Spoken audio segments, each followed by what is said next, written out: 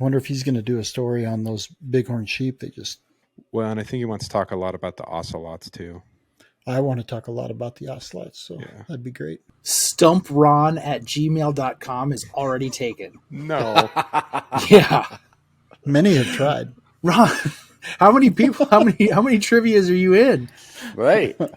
There's trivia. an attorney in town that fancies himself a trivia master, and I did kick his butt in Trivial Pursuit. There is a lot of worthless information going on up in this bean.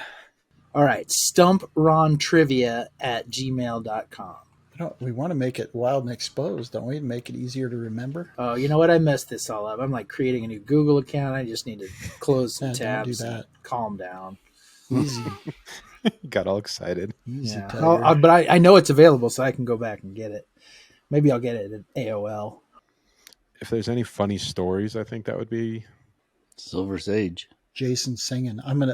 Speaking of, I want that video since I got the Silver Sage crap thrown out there for all the world to see.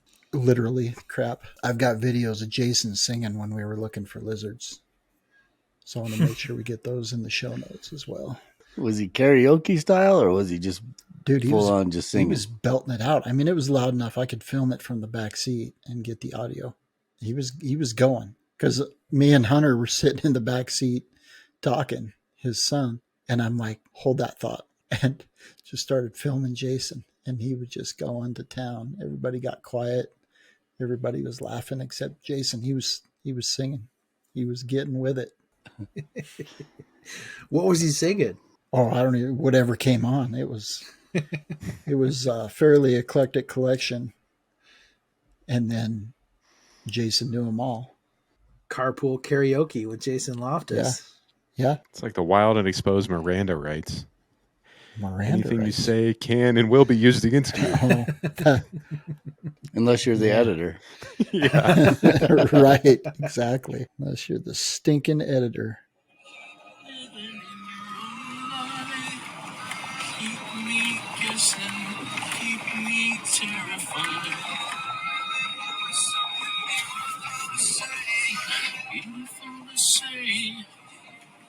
Can you hear it? All right, let's do it. Welcome to another episode of Wild and Exposed Podcast. We've got a partial crew tonight. We're missing Jason Loftus. We've got Mike, Brandon, Jamie Day, and Drew Hamilton coming to us from the Great White North. Fellas, how we doing? Good here. Good here.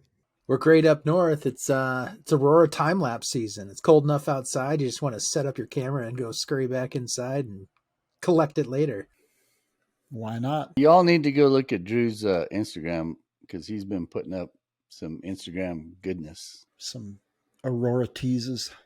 Well, I've got that full sky. I've been having a lot of fun playing around with that. I've got that Laowa 4mm that I've been putting on the Sony, so I get the full sky.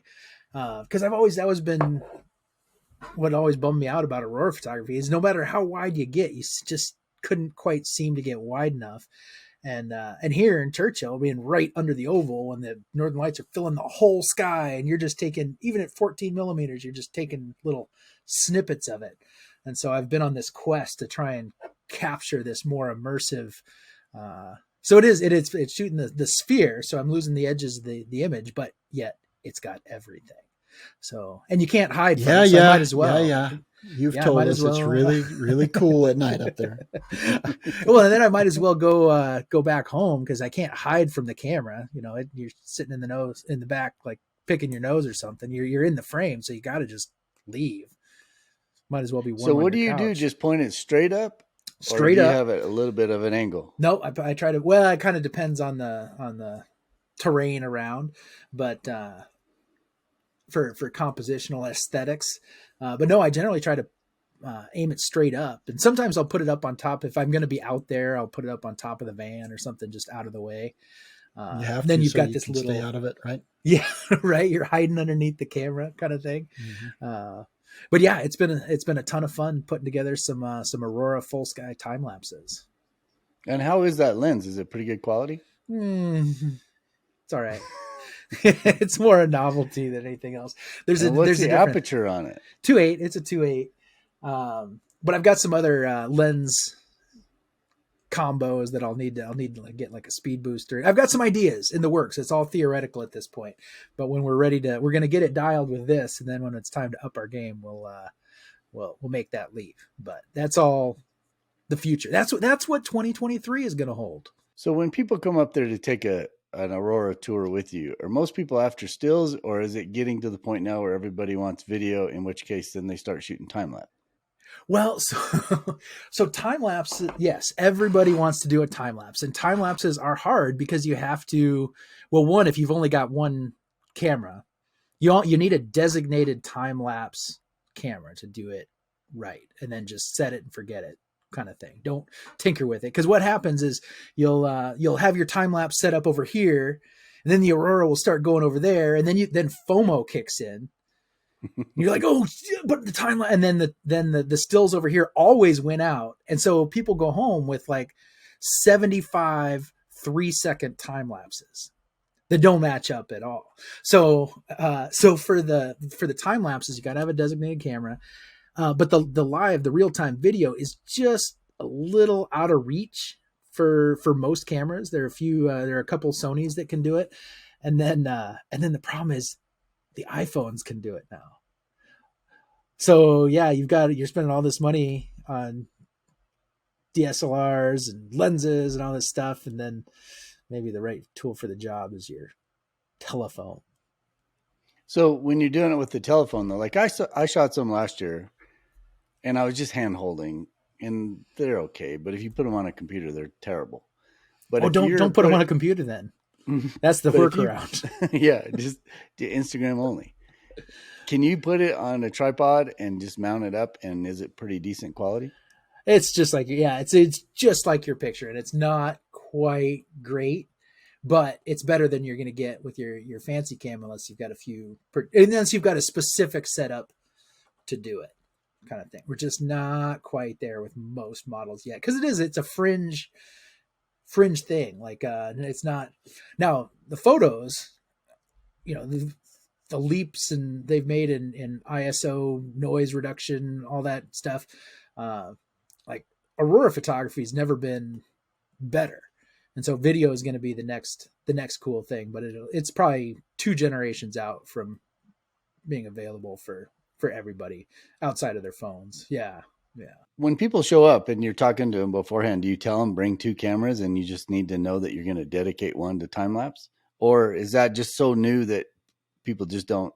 No, we talk to them ahead of time and say, oh, okay, what are your goals for the trip? And if time lapse is on there, then yeah, you need to bring in a specific camera. And actually that's a fun one to rent, something that you would, or use whatever, and then rent something new and exciting to try out while you're on vacation, or test it out before you come, make sure it all works. But yeah, and bring something fun, because you're using, again, these wide lenses that aren't, I don't think, like the perfect Aurora lens for Churchill is going to be in that kind of 10 to 20. Well, I even tell people 24 is too narrow, just because it does fill the sky to the degree that 24 you're feeling kind of cramped. So go wide as possible. And I just think like a 14 mil is not in most people's bags, kind of thing. So it is a fun one to pick up and test out, or even going into the fisheye realm. I've got a 10 millimeter that's super fun, and it's got this cool distortion. And so that was actually my favorite lens of the year, I think, was this cheapo 10 millimeter 2.8 manual focus, $400 lens. It was just so much fun just to play around, and it's sharp enough, looks cool. Make it blurry, call it art. If it doesn't work out. What lens was that? What brand? It's one of these. Is it like a Rokinon or something? No, it's like a 7 Artisans or a TT Artisans, or it's just here out of reach. I think he's going to go get it. That'll be good for the YouTube audience. We get to see it. I agree. I think if I was going to go on a specific night photography shoot, I would definitely rent a Sony A7S III because that's what that puppy is built for. It's built for video, but it definitely is the low light king. So I think you'd have to have one of those in your bag. What was the original question? How's it going? Yeah, we don't. Nobody remembers at this point. That was so long ago. No, so I went on a little bit of a bender last year trying out all these experimental lenses, and this was the one that I enjoyed the most. And it looks like it is a 7 Artisans 10 millimeter 2.8. Nice, compact, fully manual, kind of weird. It lens looks all cap. metal too. It looks pretty good. It's all metal. You could whack somebody, it would hurt. Like it's a polar bear defense a whacker mechanism. So that's the Olympus mount on there, or do you have to run a No, this an is the adapter? Sony. This is the Sony because I used that's the for the A7S III for the Aurora stuff. And then I've got and this is the 24 that I started with, and this is the Rokinon 24 millimeter Cine T15, but it's a little too narrow, kind of thing. Then we've got the Sony G Master 14 millimeter 1.8. So that's got to be a pretty good one. That's when you just want it done right. That's the one you use when you're not messing around anymore. And actually, they make a G series 20 millimeter that I suspect is just a little sharper. I don't know. There's just something about it that I don't know. But that's 20, and you said that one's 14, right? So Right. 14's just for where you're at. That's what I you go want. the 14, yeah. And then I have a couple other fisheyes. I don't know. I was a wildlife photographer for so long. I just went nuts with the wide angle stuff, having the Aurora right out my front door. Well, the good news is it's not the high dollar telephoto stuff, so you can afford to buy a couple. Right? You're like, it's $200. The reason you started out with 24 when you lived in Alaska was 24 enough in Alaska? Yeah, because you're at a lower angle. So if I was in Anchorage and I'm shooting down low up towards the northeast, that 24 was great. Even going up to Fairbanks, I used it on some trips up into the Brooks Range, that's where I first started. It was when I started hanging out right under the Aurora oval that I was like, 24 is I want a little bit wider. And so that's when I rented that 20 and really liked it, but it was a little too narrow. And then got this 14, and the 14s, yeah, that's the go-to. You said the 14 is a 2.8? 14-2.8. Or no, it's a 14-1. So for stills, then so you're shooting Sony, is that for mostly video? And then for stills, is your Olympus work, or do you still stay with the Sony for stills too? I do bust out the Olympus every now and again, but right now I've got a 2-camera system, and if I took the Olympus out, that would mean a 3-camera system, and frankly, that's more than I can handle. So just in the in an effort to keep it semi-simple, we're just going with I have an A7S II and 3, and the 2 is just the backup basically at this point. The A7S series is definitely, if you're going to be a night sky photographer and specialize in that, there's no other camera on the market that comes anywhere close to the performance of that thing. That sensor is crazy. But I was just 12 megapixels? 12 megapixels, yeah. I was just talking to Alex, my co-owner here at Discover Churchill, about this tonight. And so he's talking about getting another body.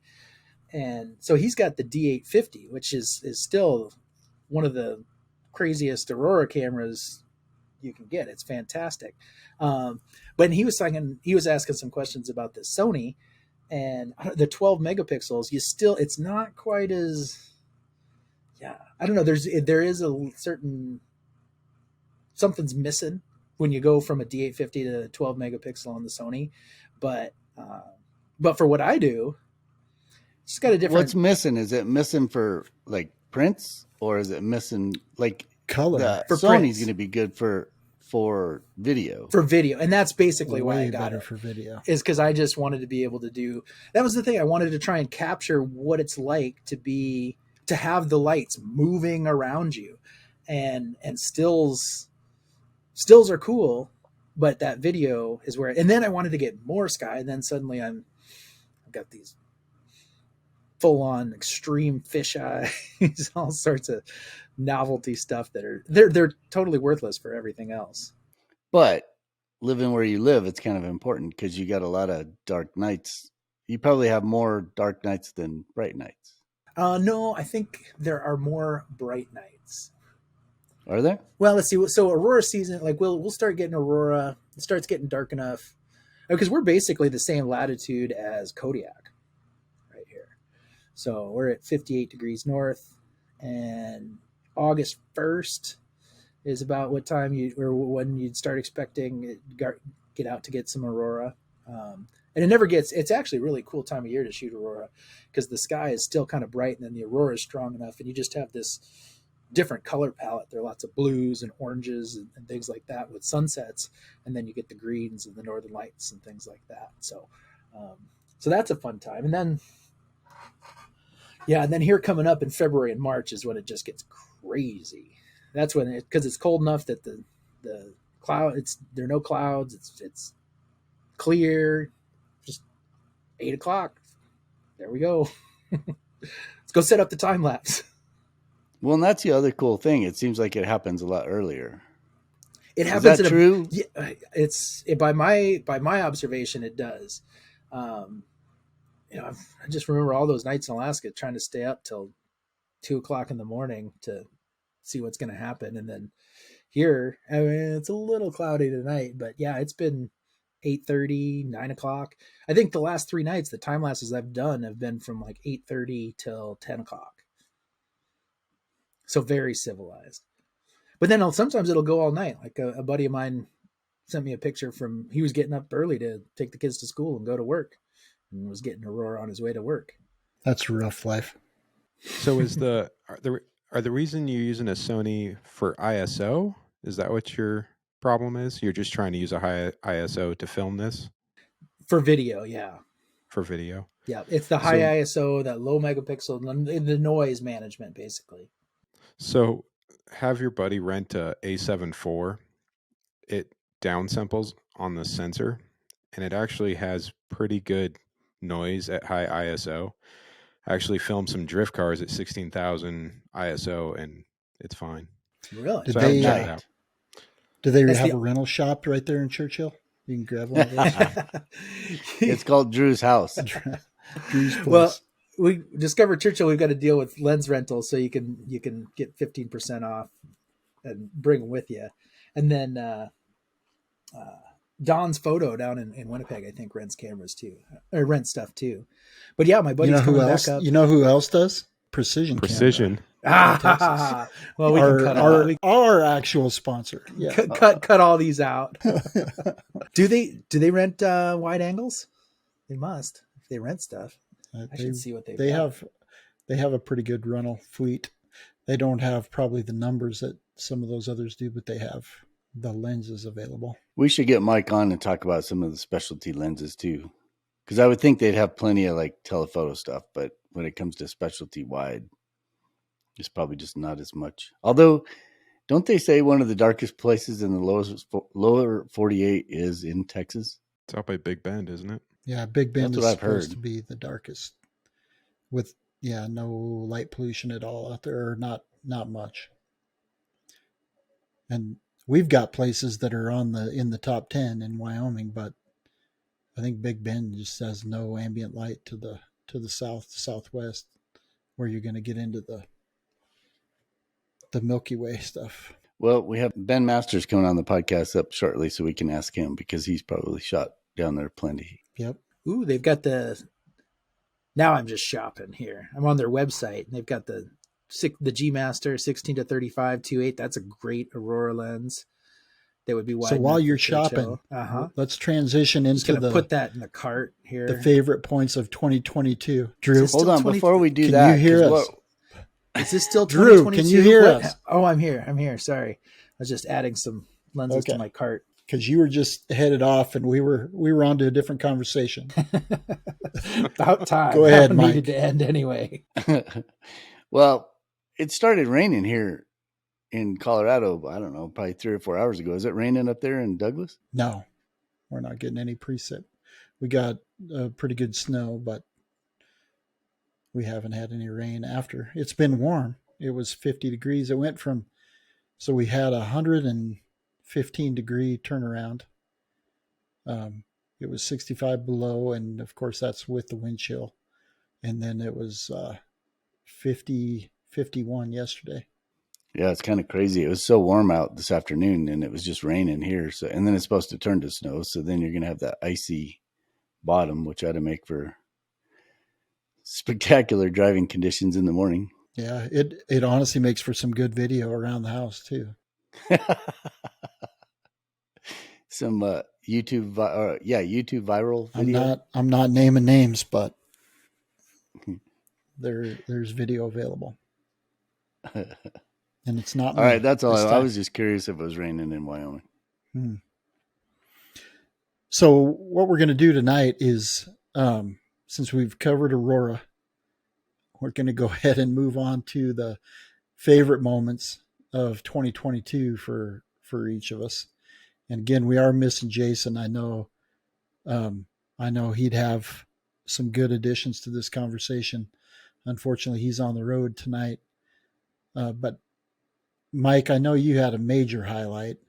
Yeah, mine all started too, and it wasn't in the plans at all. It's about this time last year, I got a phone call, and they're like, "Hey, do you want to go shoot in the Arctic?" And it's one of those scared to death moments. Like, I don't know that I want to go hang out in minus 45 air temperature, no wind chill, no nothing for like 3 weeks. It sounded scary, right? But then you also are thinking, well, this is a bucket list, right? How many people get to go hang out and film? I got that call and decided to do it, and it was awesome being able to fly around the Brooks Range and then camp out for 10, 12 days and then put up with those temperatures, which really, you've heard us in the podcast or heard me in the podcast before, it really wasn't that bad.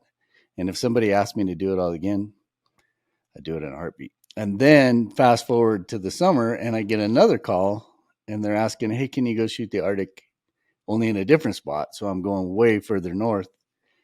Can you shoot it in the summertime? And that, not nearly the butterflies as far as, dealing with extreme temperatures. That was more like, can you hang out in a tent for 45 days? And I'm like, that doesn't sound real appealing, but again, it's a bucket list thing. And how many times can you, from the day I got there to the day I left, the sun never set. That was kind of cool. Plus we got to see all kinds of cool wildlife and just seeing that environment. I think I talked about it too on the podcast. I had no idea what to expect, but you get up there and it's all sand. I just would have never thought in a million years that it was just going to be sand everywhere, from the riverbeds to the sand dunes, and it's just flat as a pancake up there other than the sand dunes. But you get a drone up in there and it's spectacular. I mean, just what you get to see from a drone is amazing. If you're flat on the ground, there's amazing stuff in the wildlife, but you just don't see the beauty of all the wetlands and everything that's just making up that whole Arctic region. So for me, that was by far and away the highlight. Did you put those images in the show notes on the last podcast? Or could you at that time? I didn't. I'm not sure. I'll go back and look. I'm sure I'm probably put a few in there, but we'll put some in the show notes here and just throw in some of the drone shots that I got. And then, yeah, those potholes. We weren't shooting stills at all. That stuff was incredible. So which was more challenging? Which was more challenging, the winter or the summer? Definitely the winter. I mean, it's so hard. I was the ground crew, so I didn't get a chance to, cover hundreds of miles in a helicopter and see all kinds of stuff. So, well, I did towards the end, but in the beginning you're just camped out on a frozen lake and you're just minus, every day it was minus 30 or colder. And then we didn't really start up the cameras till it was minus 25 or warmer. So you spend a lot of time just hanging out in these tents waiting for the temperatures to warm up. But that was by far and away the most challenging. I mean, you're just bundled up. It's harder to move around. When we did see wildlife, it took me for, you'd have to set up a tripod, get the camera going, do all that kind of stuff. And generally, by the time I had that going, the wildlife is gone. So For shooting, it was that. In the Arctic, we got a chance to use blinds that we set up. We were there for 45 days, so we set them up immediately when we got there, and then we just slowly moved them closer to our subjects, and then we were able to see and film some amazing stuff. So the challenge there was just the time. Just 45 days in a tent, eating freeze-dried meals. But if you asked me to do it again next year, I would do it in a heartbeat. I think that was the thing for me, though. You're up there and you're seeing some different things. You're seeing new things every day, new to you, because you're in a totally different ecosystem than what you're used to, right? Yeah, and if I was a birder that was seriously keeping a list, I could have added, and I did add them. I keep a really loose list, and I don't really, maintain it like a lot of these birders do, or even a lot of the photographers. But the number of species that I saw that I would have never ever seen if I wasn't there, that was huge. And having people there that knew how to identify them, that probably didn't hurt. That was cool. I did buy a couple of books, and I'll put those in the show notes too. There was a really good Arctic wildlife book. So I would come back to camp every day and start scouring through that book, just trying to, if the people that knew weren't at camp and I couldn't ask them right away, I would just go in and try to figure it out. But there was just, I don't know, I probably added 60 or 70 species to my list that I would have never seen anywhere else. That's awesome. That's the kind of trip that makes you a birder. You can't help it. That's exactly right. Yeah. Because you do get interested, and there's way more birds up there. There was caribou, and there was bears, and there was wolverines, and for big animals, that was about it. But did you say you birds had some are everywhere? Arctic fox as well? Oh, and there was Arctic fox and red fox and wolves. So I guess there was quite a bit of stuff, but we weren't really focused on red fox and the wolves. All we saw were tracks, and I don't even think we heard them there. In the wintertime, we heard wolves a couple of times, but we never saw them. But that was by far and away the highlight for 2022. There are some other cool things too, but let's go around the room and see what everybody else has on their list. Brandon, how about for you? It was definitely brown bears for me, being the first time that I was able to photograph them. But from a personal standpoint, I finally went pro, and I'm doing this full time now. So that was a big thing for me. Terrifying, but it's working out okay, and we're doing okay. Went pro? Does that mean the same thing for you that it did for me? You just decided to quit doing anything else and just do it? This thing, it says pro on it, so no, I'm doing this full time now, so it's my job when I wake up, it's my job when I go to sleep. I've never worked so much in my life for so little, if that makes sense. Like, makes perfect sense. Oh gosh, well, because there's just all these things that you don't think about. Like, you go to these art shows before, and when you're doing it on the side, right, and you fill out your little event form and you pay the sales tax. Then all of a sudden you start making a lot of sales, and you're like, well, I got to stop paying quarterly sales tax to the state, and well, if I'm shipping it, then I got to figure out the state registration. All these things that you just haven't thought about enough, or at least I hadn't thought about enough. And then dealing with clients is a whole new level. Where I was on the other side before, and it was easy to be the pain in the butt, but now I have to deal with some of those requests. But it's the most fun I've had. I got out, just being able to do what I want. I got out in that weather last week, and I went and tried to film some ducks. Nothing moved, so it was a bust. But anytime you get that ambient temperature that separates, right, you start getting the steam that comes off the water, and there's any running water. And so I wanted that kind of steamy, dreamy look with those ducks, and went out there and laid in the grass and got really cold. But it was the most fun I've had in a long time. So I don't know. it's a good time. But yeah, definitely the Bears was unreal for me, just being that close to them. Was it what you pictured going in? Absolutely not. Really? Abs- Really? Well, what did you picture? well, like bears, like when I go find bears here, it's I don't know. You go find a bear and they're black bears, and I don't know. They're big, but they're not monsters. And I don't know. If you get close to them, they spook, right? As soon as they smell you or even hear you, they're gone. And if you're lucky, they're up in a tree eating acorns, and you can get up pretty close to them and get a decent photograph.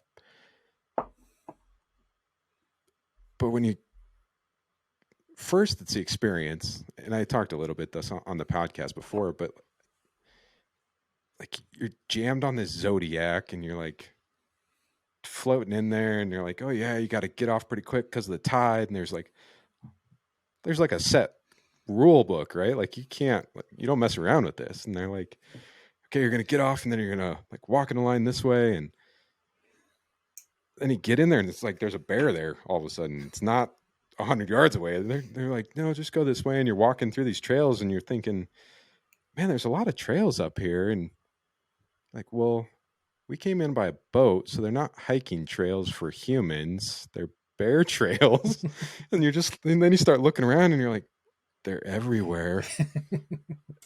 And then you get down in the water and this bear will be fishing and it'll walk by you. And I remember this big boar, he missed the fish and he kind of got mad. And so he like kind of grumbled and like did his little like, and like walked away because he was grumpy, but you could feel it.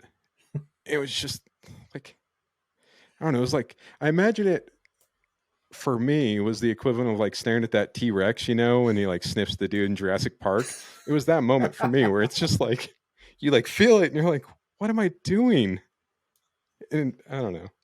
Well, I'm sitting there with a big 400 and I have my iPhone out because it was too much. And I'm like, so yeah, it was, I don't know. It just nothing that I thought it was going to be.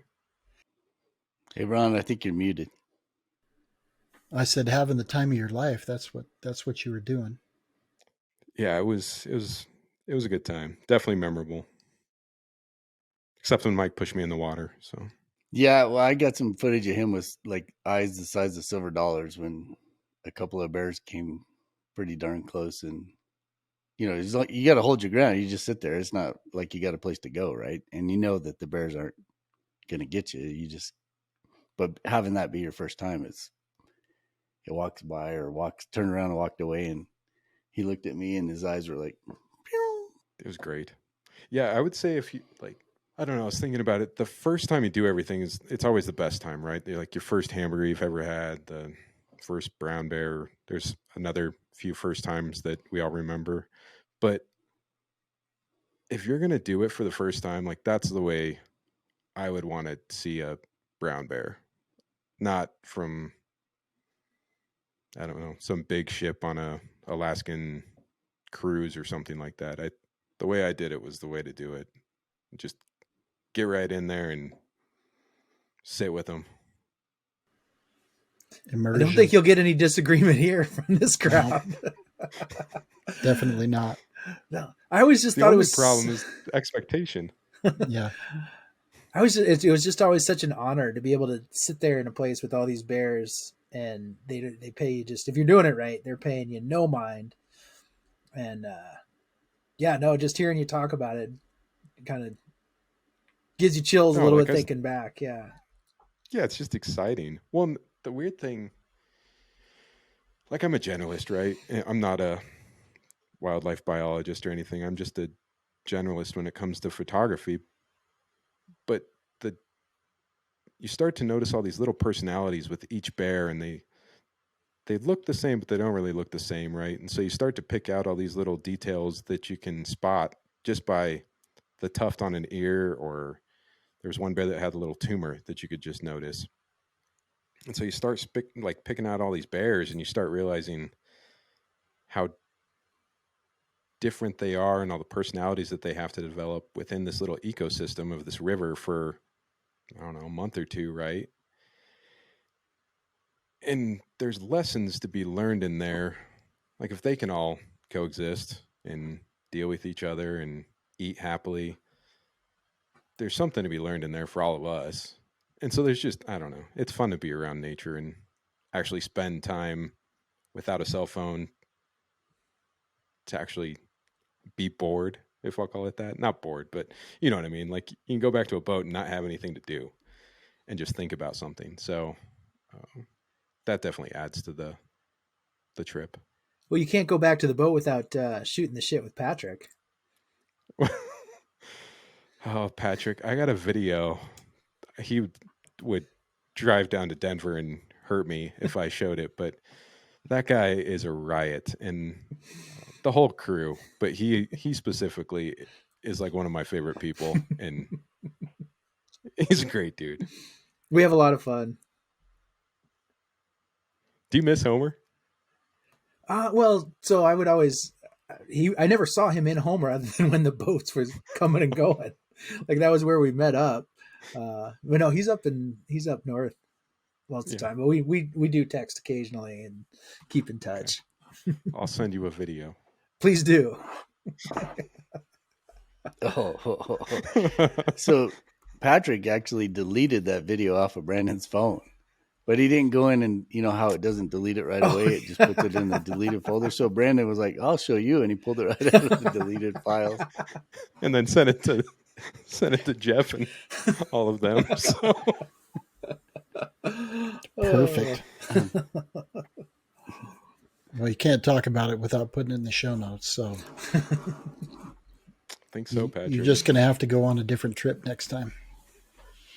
Well, you don't want to make him mad because he does run that whole thing. Yeah, he's in charge of the Zodiacs because you could not have a Zodiac ride.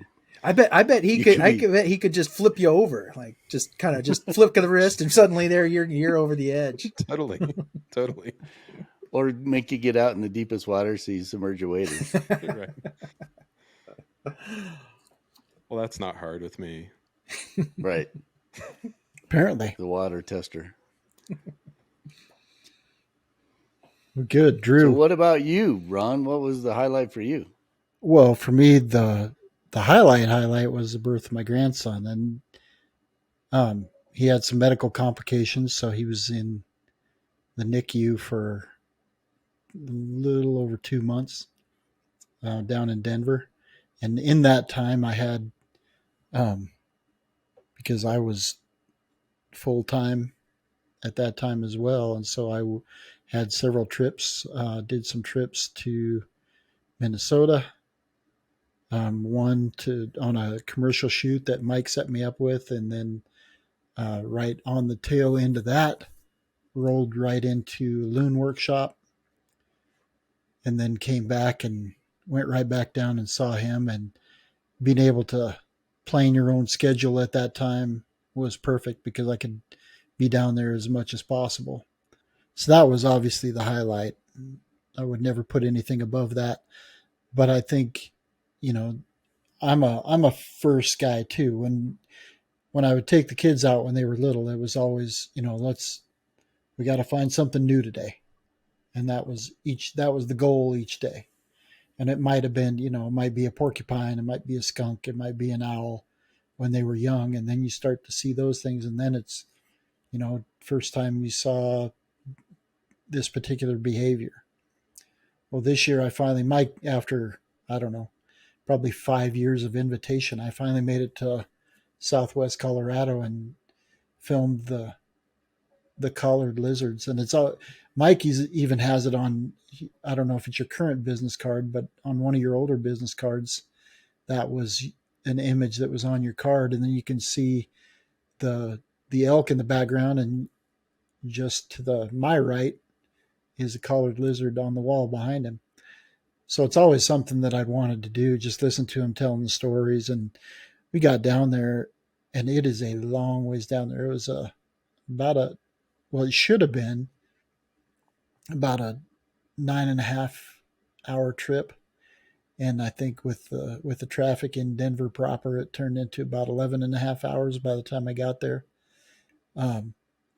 but seeing different parts of Colorado for the, first of all, we talked about it with on a couple different podcasts, just these different points in Colorado. Some of the biggest sand dunes, well, I think maybe the biggest sand dunes in the continental U.S.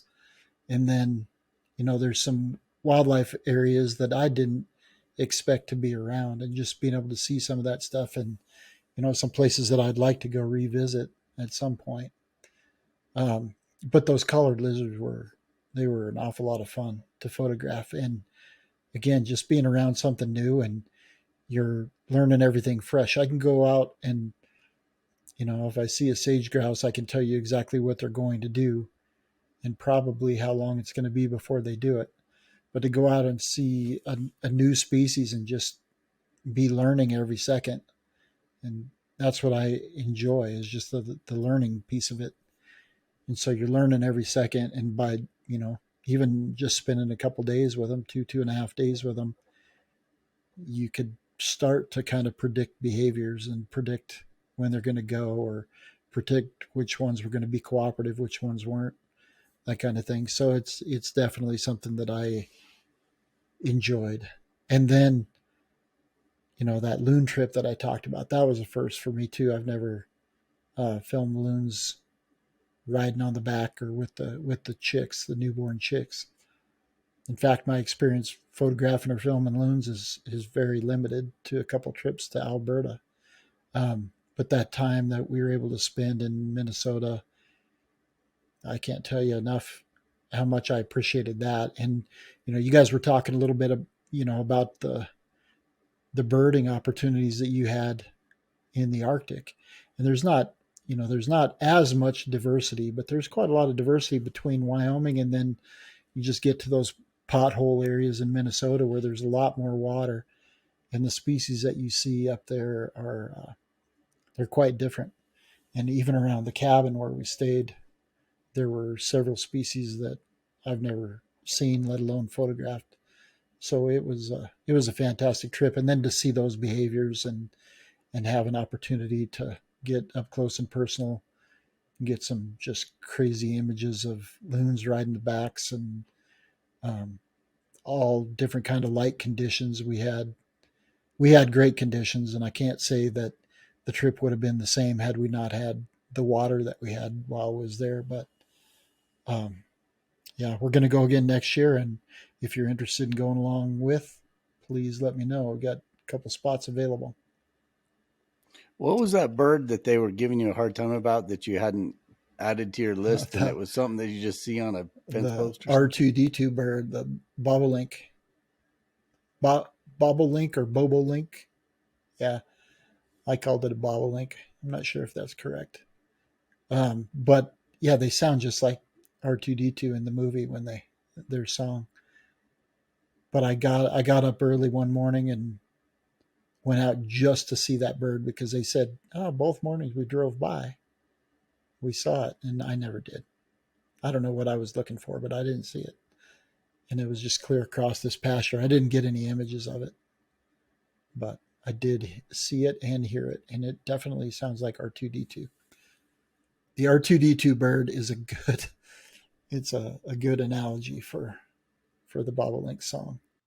Brandon was working on a video that for our GoPro stuff where we're trying to get the mountain lions on the camera traps, and we were sitting there and the sandhills flew over. And so you got the sandhill sounds, which are amazing, ptarmigan sounds, which are amazing and fun and just so cool. And then if you got birds like that, I mean, it'd be fun to just go out and do a bird soundtrack. I bet you can just hear all that stuff if you just pull up that Merlin app, and they've got all the audio in that app. But and Stan Tequila, who did this trip with, Stan's got just some crazy audio setups that he utilizes, and he's got a lot of those sounds cataloged. And he kind of turned me on to audio. And once you start doing video, you realize how important audio is. And I know Mike did, if you go back and look on the YouTube channel, Mike did one with the bears, and he was just collecting sounds basically online, right? and had to go in and introduce those sounds to match with what was going on in the video. And a lot of those sequences that he shot, audio is incredibly important. You look at, even watch those Blue Planet or Planet Earth and watch it, then rewind it and watch it with the volume completely down. Or maybe do that first and then turn it up and listen and watch it again, and you realize just how much the audio adds to what you're seeing visually. And so that's something that I've tried to be a collector of audio, because you get to a certain point in the day and you don't really want to shoot because the light starts to get a little bit harsh. And so take those opportunities then and just focus on the audio. Collecting audio like Jason Loftus carpool karaoke. Carpool karaoke. Yeah, I did get a couple samples of that, and I think we'll throw them up for your listening pleasure. We'll have to limit it to like I don't know what the law is, but they're copyrighted songs, so we'll put it up for whatever 10 seconds or whatever they allow us to. Yeah, but and this was my contention with Mike. I said, well, yeah, but Jason's singing a cover. It's just a cover song. Because he's really what you can hear. So yeah, that was new for me as well. And I neglected to mention one incredible highlight from that same trip in Minnesota. I did get to see the world's largest ball of twine. There's a Weird Al song about that.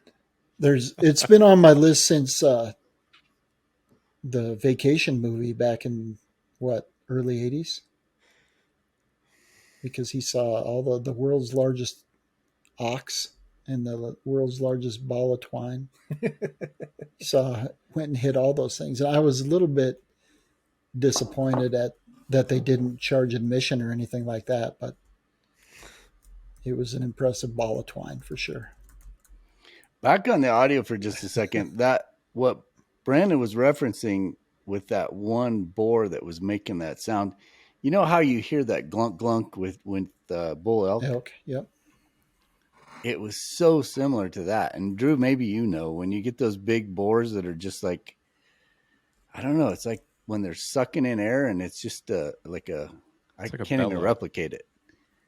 Like kind of a bellowy, kind of exasperated.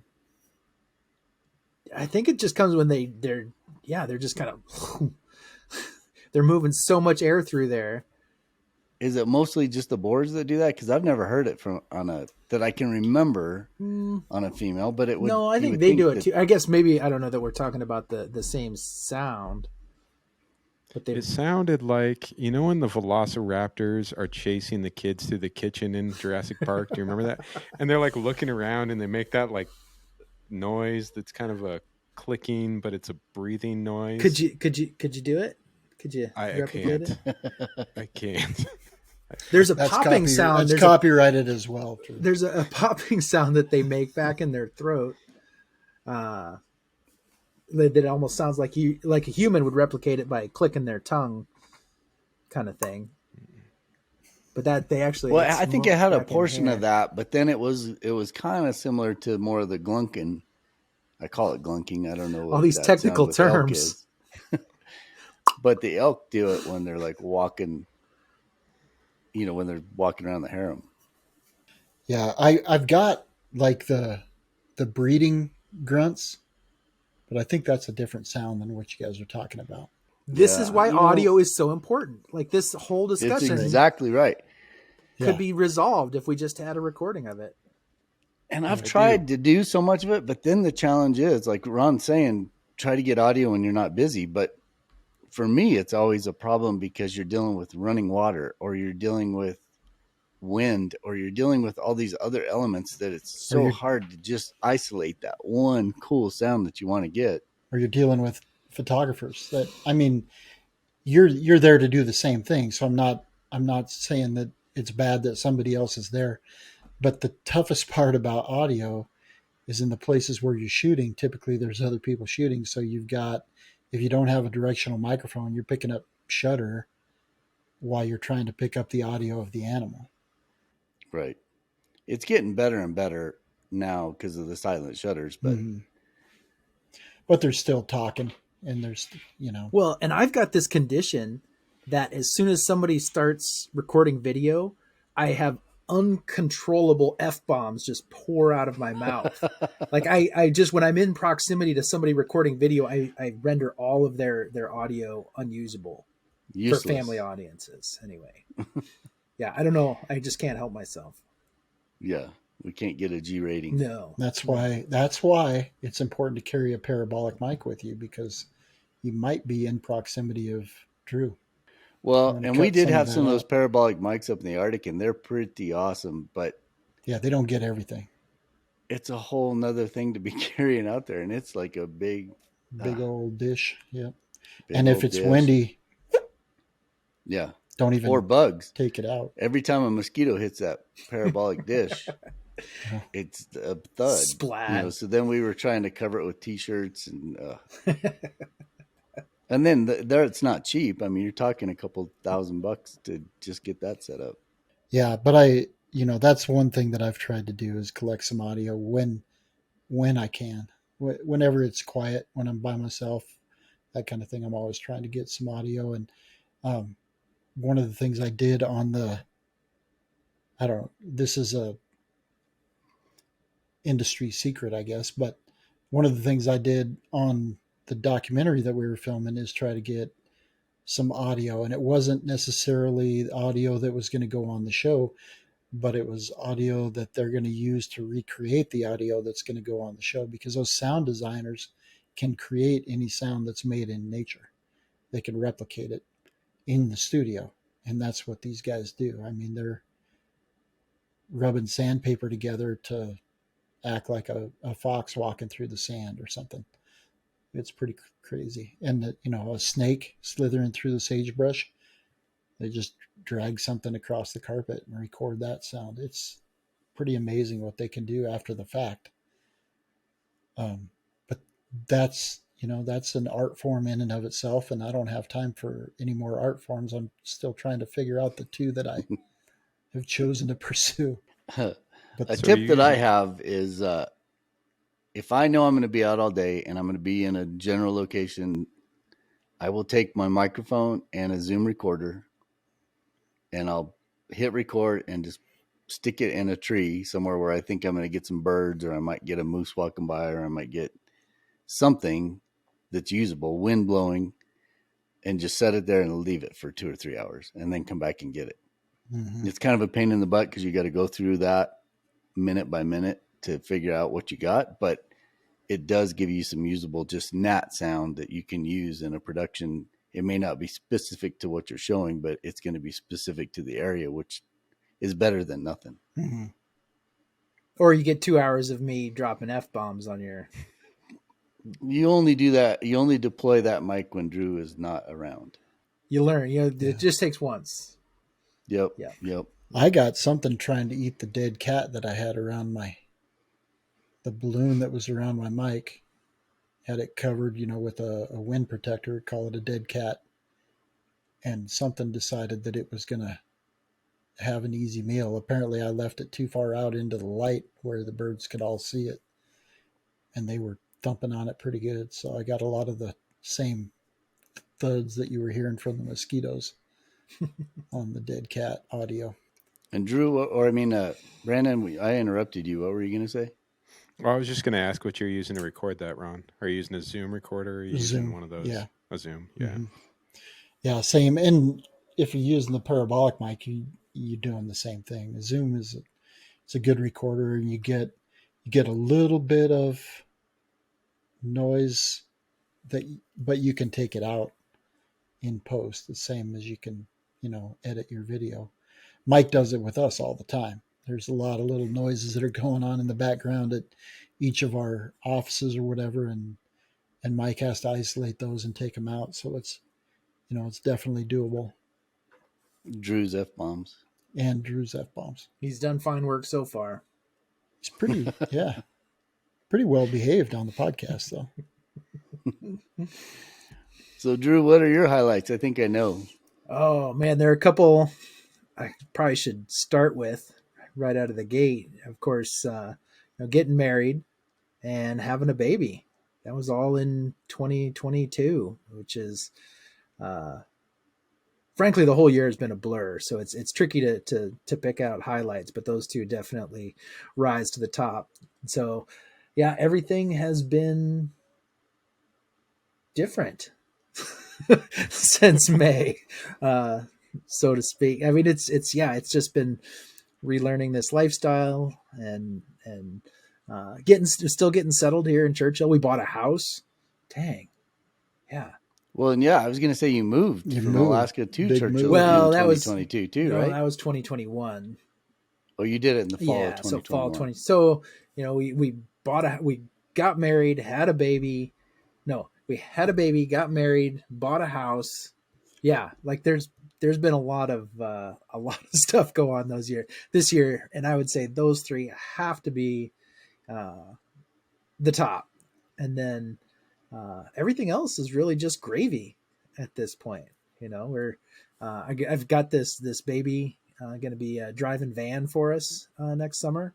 Ron, when you come visit, we'll have her. We've got the Churchill phone book is very thin, so we've got like 1,000 of them stacked up so she can see over the dashboard. So she'll be tooling you around. Nobody else is using them. You might have them all. Might as well have them all there for the baby. Right? Exactly. No, so it's been an adjustment, but this baby saw her first polar bear when she was 2 months old. So we've been really just trying to get out in it. Julie took her snowshoeing today, and she's been birding. I don't know how much she actually sees, but at least we're birding, or we're looking for polar bears or doing whatever, and she's there as well. So hopefully by the time these memories start sticking, it'll just be second nature to go out and do some of the things like Ron was talking about, going out and finding something new every time. And it's fun for us being relatively new to the area, because it's a lot of these things are, we saw our first Hudsonian godwit this year. Ooh, right.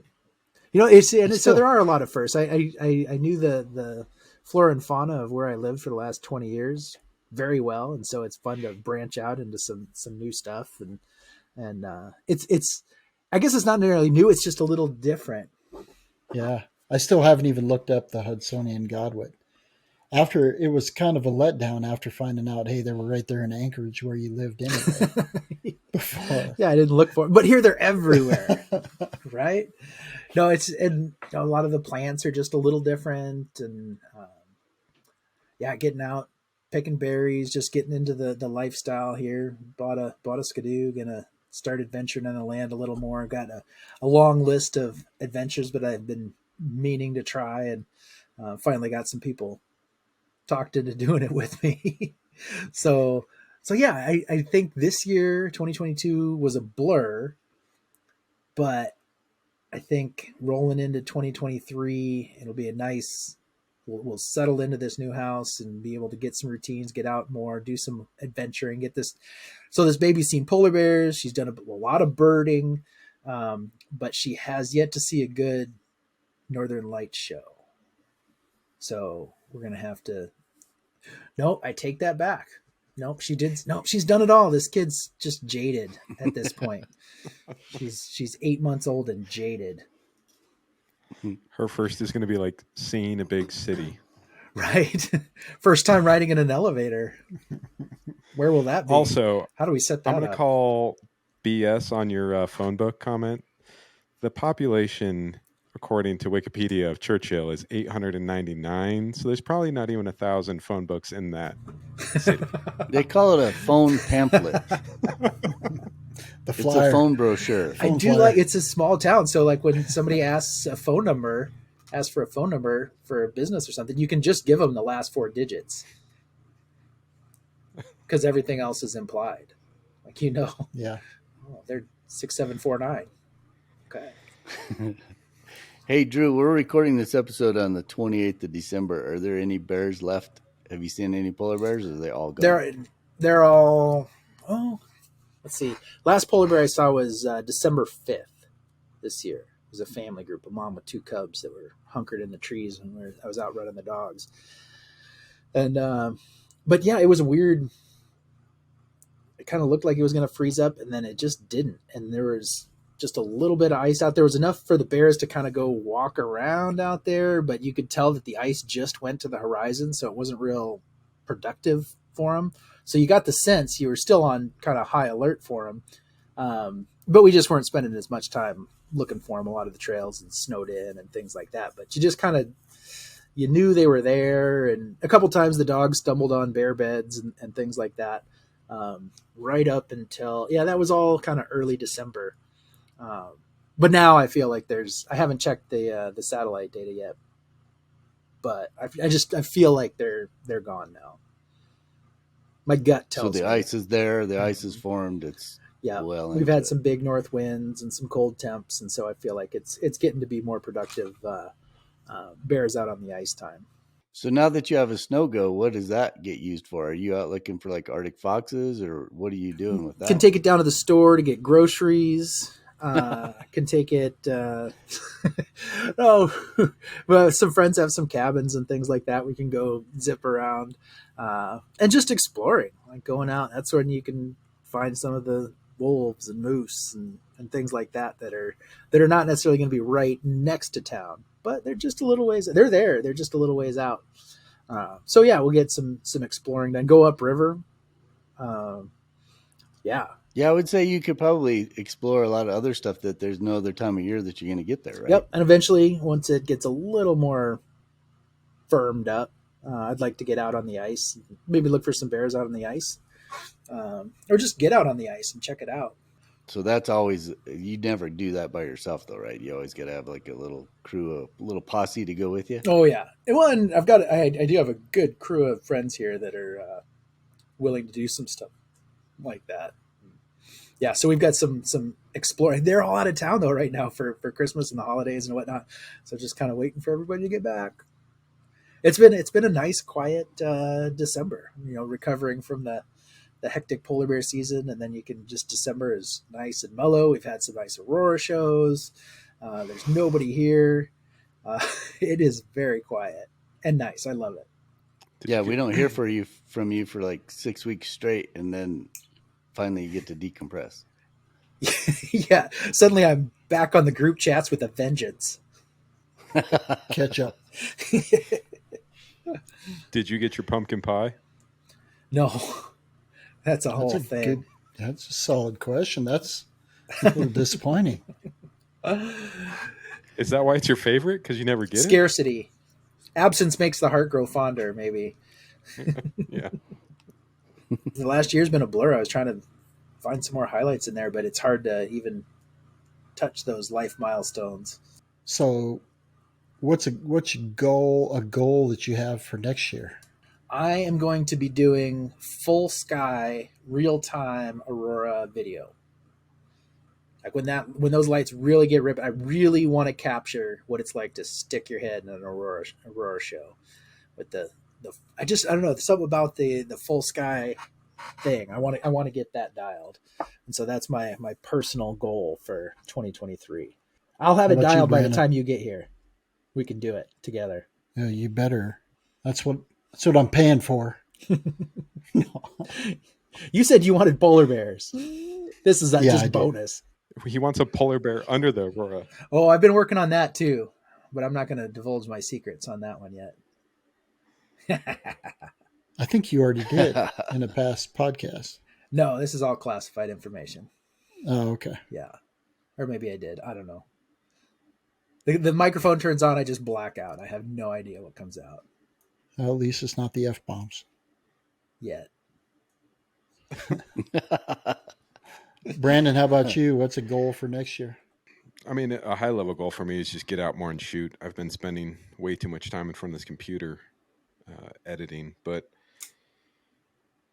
I really want to get on a fox den, and every time I hear about one, they get pushed or something happens to it, and so it's my goal here. Well, we'll probably have some swift fox for you, and typically we have some red fox.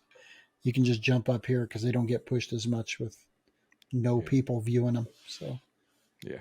And Ron always has the spots. Well, I want to go back up and try. do the sharp tails. Sharp tails are fun. It's definitely fun. And what, going back to our previous conversation, and it's tougher with the sharp tails because there's always wind on that ridge. It's always ripping pretty good.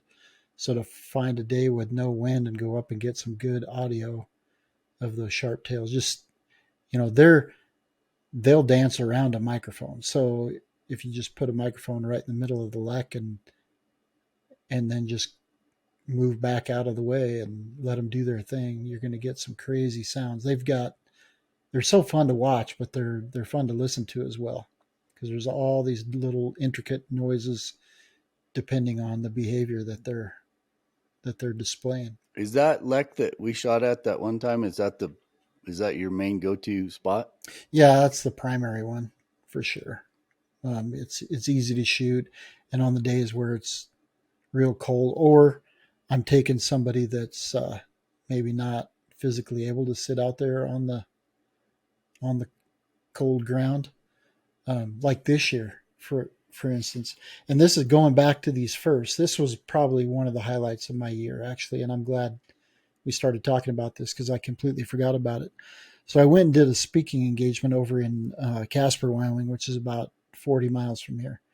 And one of the guys, he was 93 years old, and he said, I've never seen those grouse, and I just want to see those grouse before I die.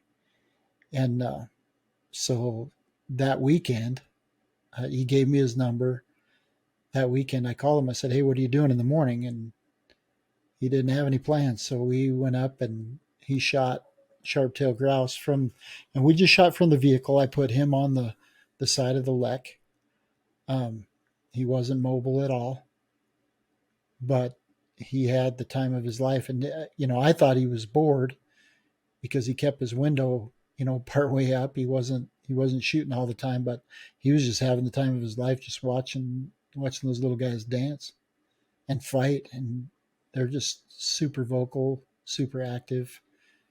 And it was a blast. It was one of the better days on that lek that I've ever seen. And it was good to have him with, be able to show somebody that's been on the planet that long something they've never seen before in person. It was pretty awesome. But yeah, that's definitely the go-to lek, and for that reason, just because it offers some. And the reason that I say you can shoot from a vehicle if you needed to is you're almost eye level because there's a little ditch on the side of the road, and it takes you down to eye level with the grouse. Yeah, the cool thing about that spot is you're on private ground, right? So you're on a private road, and so you don't have to worry about tons of traffic. And Right. it's Yep. out in the middle of Wyoming, and the best way to shoot is be on the ground, but you can do it from the car, which is pretty cool for an opportunity like that, right? Yeah. Just to get someone Absolutely. exposed to it. Or take a kid out there, that's just trying to shoot. And the sharp tails are cool because they'll come back. If you booger out a sage grouse, forget it. They're not coming back. You're done for the day. But with the sharp tails, something can fly over or something and they all scatter, but they'll be back, which gives you plenty of opportunities to make some cool stuff. Mm-hmm. I did film sage grouse through the legs of a cow this year too. That was new, and got the video, so it was pretty cool with the silhouette going by and sage grouse just popping right at. What would you say? Sub udder.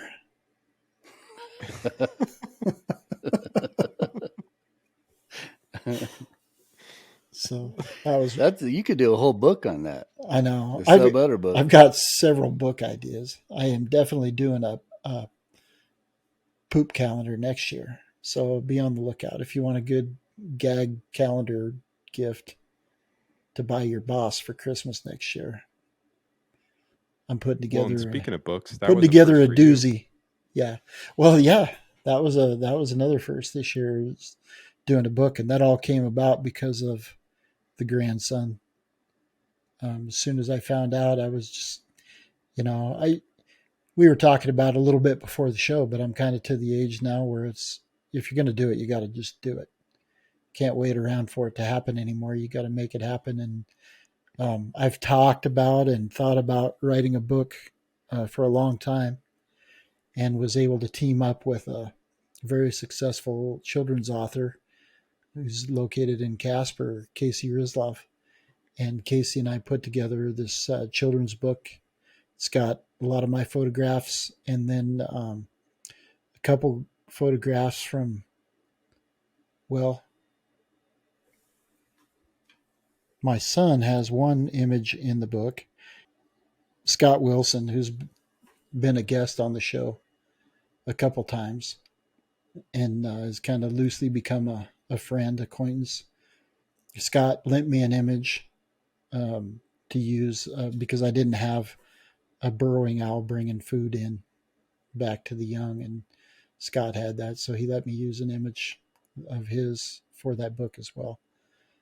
So it was a collaboration, but the rest of the images in the book are mine, and it's just something that I've wanted to do for a long time, and we made it so that it's useful to a wide range of kids' ages, because you can kind of grow with the book and the information that's in the book. And I think there's a lot of adults could learn a lot from reading that book. I haven't had any of them say they didn't learn anything when they read it. That was a goal, something everybody's going to learn from. And so we'll put a link in the show notes to Ron's e-commerce page where you can actually just order that book right up. So everybody needs to go out and order 5 copies for all your gift giving next year. How's shipping to Canada? You know what? I have to ship 4 books to Canada, so I'll let you know. Okay. Very soon. Yeah, Drew, you need one. Yeah, it's pretty cool. I mean, and obviously it's going to be a lot of wildlife that's no longer in your area. So it'll be new for your daughter too, even though she's jaded already with the Arctic wildlife. So yeah, it was a good year. There's some of those things that you never think about. You don't think about the opportunity to show a 93-year-old something new. Usually it's the other way around, right? And then to be able to introduce, now that my kids are grown and they've been able to go out and spend time with me out there, and now being able to introduce my grandson at some point and kind of start that cycle over and let him learn what it's all about, to be, to make sure that he's not growing up as a city kid. You want to keep him wild as long as you can. So to be able to do that and start that cycle all over again, I think that's what it's all about for me. Learning something new myself, and then being able to teach someone else. So it's a good year, and that's the goal for next year. I've got a lot of new things on the horizon. I've never seen a wild polar bear. And so the plan is to get 2 opportunities in totally different circumstances and make 2023 kind of the year of the polar bear. And then, wild walrus. I really, really, really am holding out hope that maybe we'll run into a pod of narwhal. That's why we're going to Svalbard when we're going, kind of time it with the ice breakup and the narwhal being able to migrate north around the island. So it's probably not going to happen. It's pretty rare that anybody sees them, but it's a possibility at least, and that's all you can ask for. But there's several species I know that I'm going to get that I've never photographed before, let alone, like I said, some of them never seen them in the wild. So 2023 is going to be a big one. Just don't try to fly there on Southwest. Yeah, I had to change my tickets.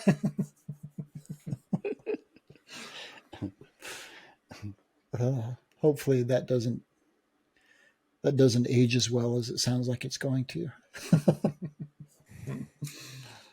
Yeah, it's pretty crazy what this last little storm kind of laid out for people.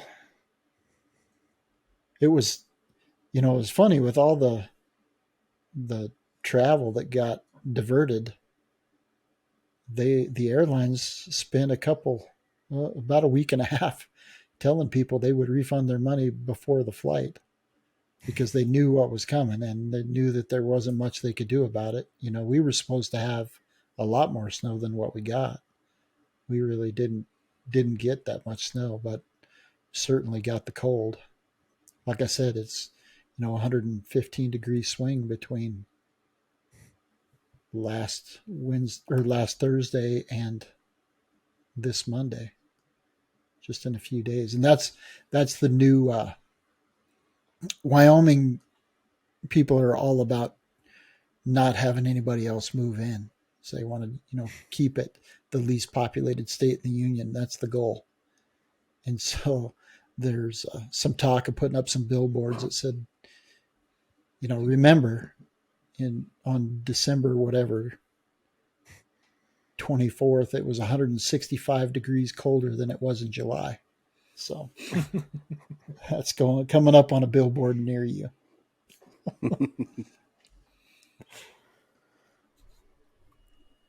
But, well, looking forward to the guests that we're going to have in 2023 as well. We've already got some great guests lined up. We're working on that more and more every day. If you've got ideas for guests that you'd like to hear, we certainly will do our best to get them on. There's a couple names that keep coming up, and we're just going to keep trying. We're going to have to finally figure out time zones with some of our transatlantic guests. Definitely going to have to figure out time zones, and I think we're going to have to probably just miss some sleep to get a couple of these guys and gals on, because they're definitely people that need to get their names out there, and people need to hear their stories. I need to hear their stories, so I certainly want to have them on. But that's 2023's. It's hard to believe, Mike, that basically this is the 7th year now. We're going into season 6, 7th year that we've actually been working on this project. And that really kind of blows my mind. Yeah, no kidding. I would have never guessed. Yep. So, season 6, buckle up, Buttercup. We're about to go for a ride. So we want ideas from listeners about potential guests, but we also want ideas about trivia questions from listeners. So we haven't got the email address quite figured out yet. We can't just give you our general email address because Ron will. It's got to be just coming to me. Right. Yeah. And I don't want to give out Drew's personal email address. So stay tuned on that one. But what I could probably do is on this show notes page, we will get it figured out. But if you've got a trivia question that would be awesome, a good stumper for everybody, just go to the show notes page for this podcast. And at the very bottom under the link section, I'll put in a link to the trivia email, which Drew's going to set up. And that way you can submit that and none of us contestants can see it. I already failed. Yeah, I failed at setting it up doozies. once. Because I am the only one that would cheat if I saw the question.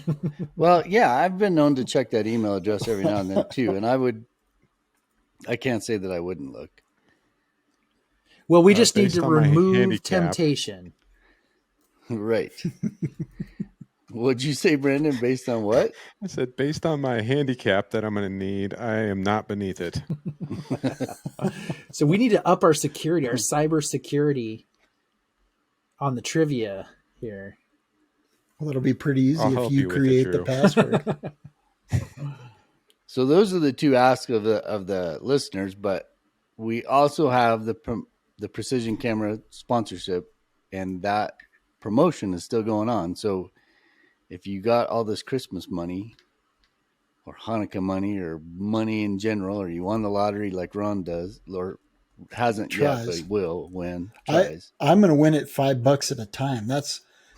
That is basically what's going on right now. But if you got all this money, go to Precision and you can still use the 50 off of 500 code to get $50 off of your next $500 expenditure from Precision. Thank you all for making 2022 a great year. And please keep listening because we've got some unbelievable stories coming. Cue the music. You've been listening to the Wild and Exposed podcast. If you haven't yet, please give us a rating and a review. And make sure you're subscribed so that you'll get every episode we produce as soon as we drop it.